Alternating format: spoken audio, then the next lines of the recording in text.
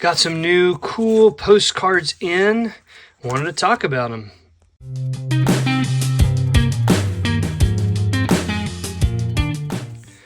The first ones we're going to talk about today are these two. Now you can tell there's something distinctly different about these than these regular other commonly seen postcards. And that is that they are in fact real photo postcards. But what's going on with these? They're blue, right? This one is dated 1907. It's going to Germantown, California. This is a type of postcard referred to as a cyanotype. And this is the same sort of concoction and the formula and method that was used and invented in the mid-1800s to make blueprints. And they started by making blueprints of, all kinds of designs and plans, but the same thing could be applied and used for producing photographic images. And the thing about them is very easy to do. It didn't require a lot of chemicals. What we're talking about here is something called potassium ferrocyanide and an ammonium citrate mixture. So you mix these two, and then you would soak it into a soluble type of a paper, like these postcards are not that different from like watercolor paper, for example. So you soak it in these. And then when these are based off of plates, photographic plates that were taken in a camera. And then you expose it to UV light, and the image, is put on here. It's going through the plate onto the paper. And then once it's done, this pigment is kind of formed, and then you wash it in just water, and it washes away the iron salts, essentially. And then what's left is the exposed part. The ultraviolet blue is a non-soluble, pigment that they called Prussian blue. And so here we are. This is a Victorian era photo, a bunch of men and women and just kind of some friends together posing in front of this house. And then this one is, of course, of a church. Someone took just a photograph. It says Germantown Church. So this is some sort of church in Germantown, California. I don't know what denomination or what type of church, but they're cool. These are rarer. It's much harder to find them. I find many more standard real photo postcards that are made the traditional way, much more so than these. These sell pretty well for me. You can see this was clearly made in a camera that had a smaller plate size than the size of a postcard. And so it was printed, it was made off-center here. And a lot of times when you find these of even traditional postcards, you'll see people will write on the side that's open. As you can see on the bottom here, this was a larger size plate, but there was still room to write. I think it's cool. Anytime I see these, almost anytime, as long as they're a reasonable price, like, I'll even pay as much as $5 to $8 for these because I can sell them usually for $20 or more. Some other cool ones that I came across and purchased to resell are this. Again, this is, it's kind of centered, but it's a smaller size. It says, Quaking Aspens in Fallen Lerf. I'm not exactly sure where this is, but it's just some aspen trees and a nice little path, nice little trail here. It's a sweet little card. I've got another one that's similar to that, I believe. Oh, maybe, yeah, here's one.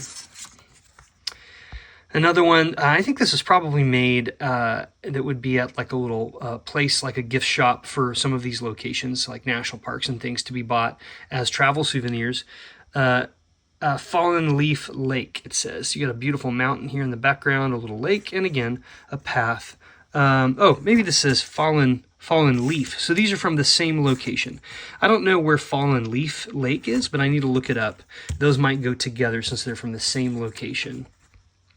Here's another old real photo card. Cascade Locks. It says Columbia River Highway in Oregon, I believe. Beautiful little scene there of this river area with a nice little boat. Not address, so I don't know. Probably in the 1920s or 30s. This is an interesting one. So clearly this has got that kind of more of a shiny gloss. So this is more of a mass-produced card. President Wilson and his cabinet in Washington, D.C. So just for the image of President Wilson, it's got some interest. I wouldn't buy it for that because I can tell this is more of a mass-produced card, but this is what's interesting. You turn it over, we have the World's Panama Pacific Exposition 1915 cancellation here. You can see it was, the cancellation is for 1915, but it was actually postmarked in 1914. So that's kind of interesting. But look at this message. So it has a pre-printed, like a copied Woodrow Wilson signature. But look at this. It says, White House, September 11th, 1914.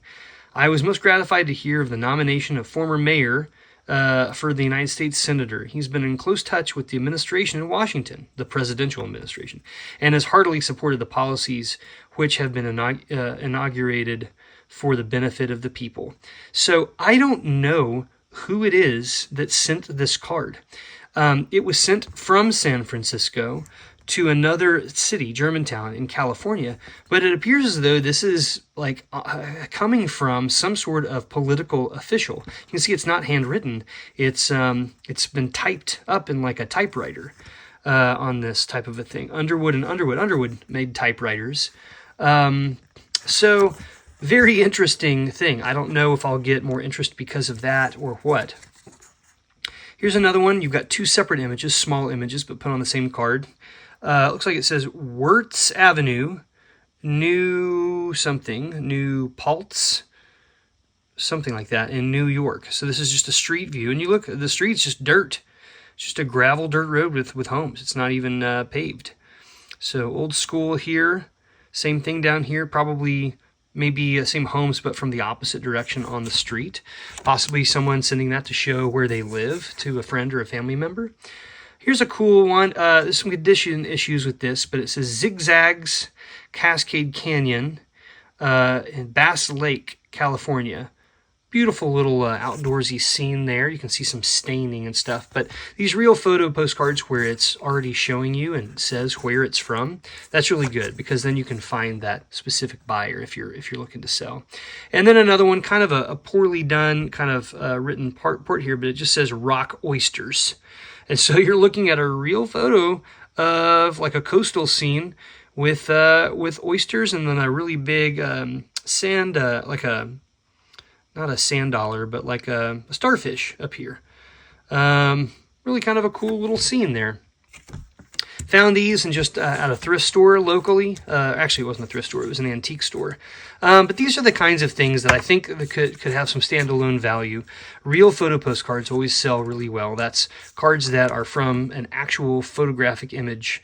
Then in a darkroom, they put that image onto a postcard. But keep a lookout for these. They're not hard, and they're easy to see. You're not going to miss them. They stand out. These anywhere from dark to lighter blue scenes. Definitely the 1880s probably, all the way up into the early 1900s. Remember, this one was from 1907, so they were making them as late as in the teens, maybe even into the 20s. But it's a very old version, an old form of creating photographic images. And I think it was in the 1840s when this technique was invented.